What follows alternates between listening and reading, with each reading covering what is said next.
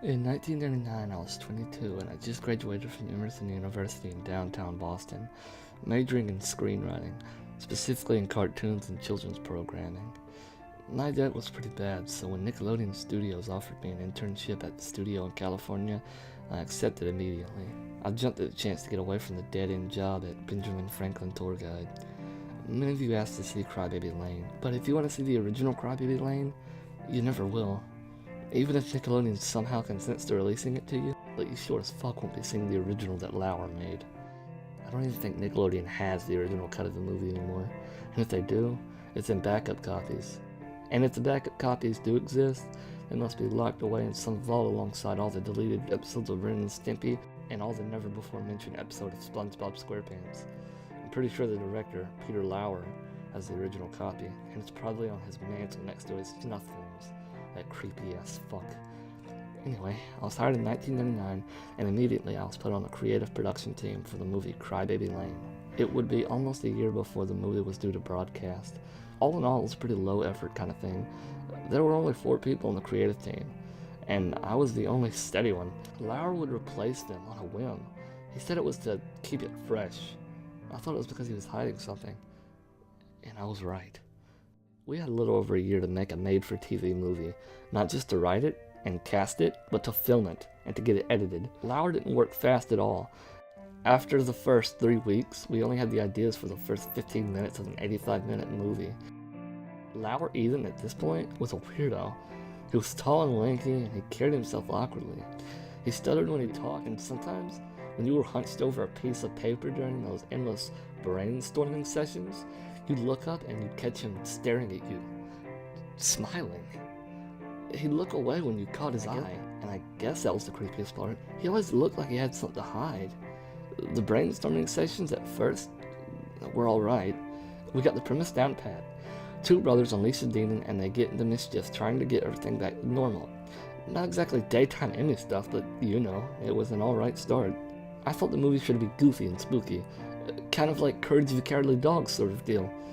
However, from the very beginning, Lauer made it clear that he wanted the film to be as scary as possible.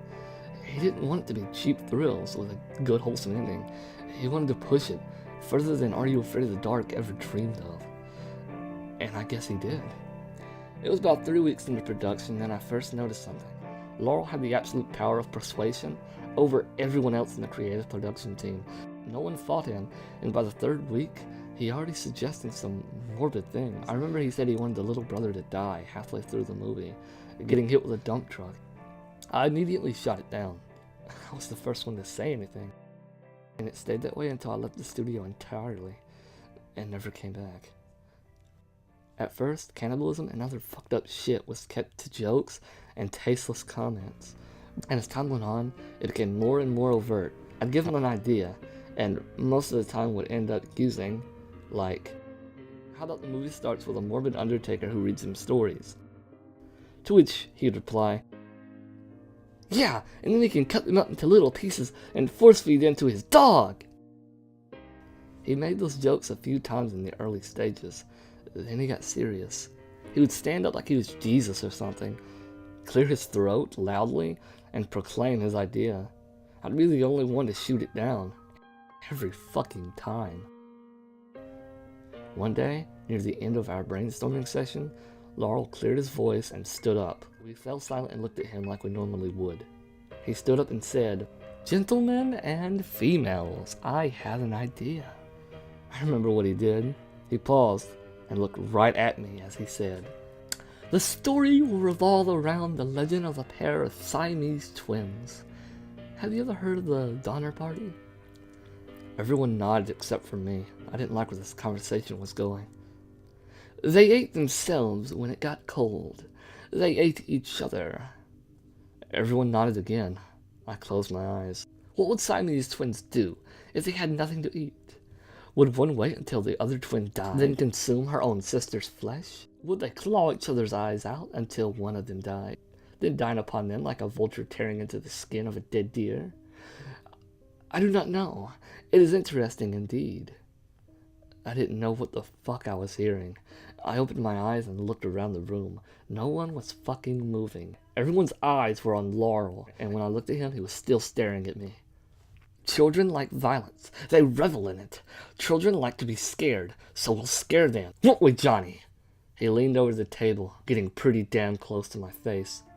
His breath smelled like decaying shit. I stared back at him. I think you're fucked up, to be honest. He smiled and backed away. Oh, I'm fucked up, alright. But you have to be fucked up to survive in this cutthroat world. His grin expanded. Literally, right now, I'm going to show you some pictures that will spark some of your imagination. He got up and locked the door from the inside. I stood up and said, what the fuck are you doing? Let's not make any errors in judgment, Jonathan. Sit down. No. Sit. For some reason I did.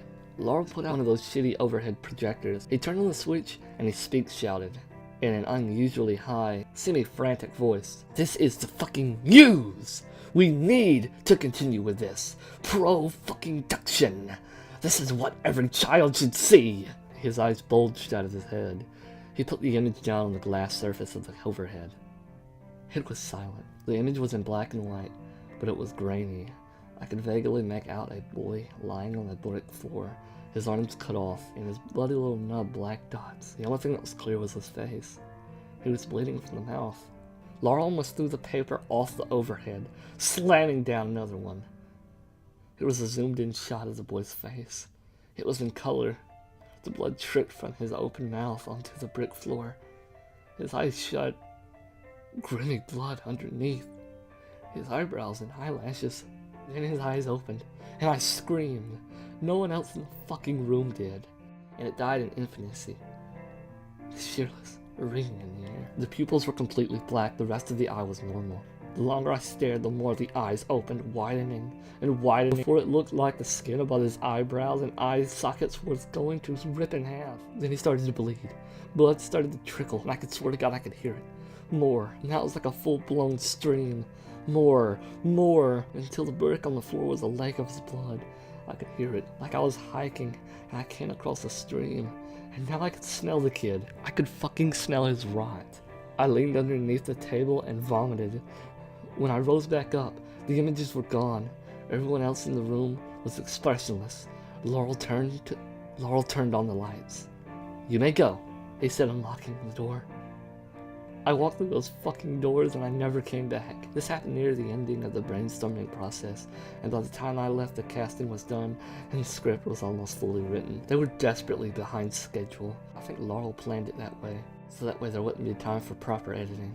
I never watched the real thing when it aired. I heard from a friend who was working at the editing department that they had to cut 15 to 20 minutes of disturbing footage from the film before it was fit to be released, and it was only fit to be released. They didn't have enough time to check the footage frame by frame. I guess he got his wish. Unless they cut every single scene that had the pictures in them. Every child watching Crybaby Lane has an unconscious memory of those pictures, and I weep for them. I really do. They fucked me up. And as I write this to you, it'll be the last thing I ever write before I slit my throat and before blood splatters all over this fucking computer screen. There is something I should tell you first off.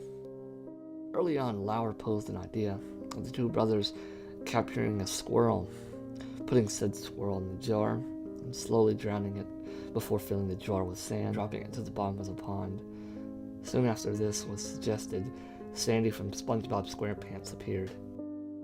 Lauer also suggested in one scene of the movie for a man with a squid-like nose to take off his pants in front of the two boys and rape them off camera, but heavily implied. Squidward soon appeared as a major character in SpongeBob SquarePants.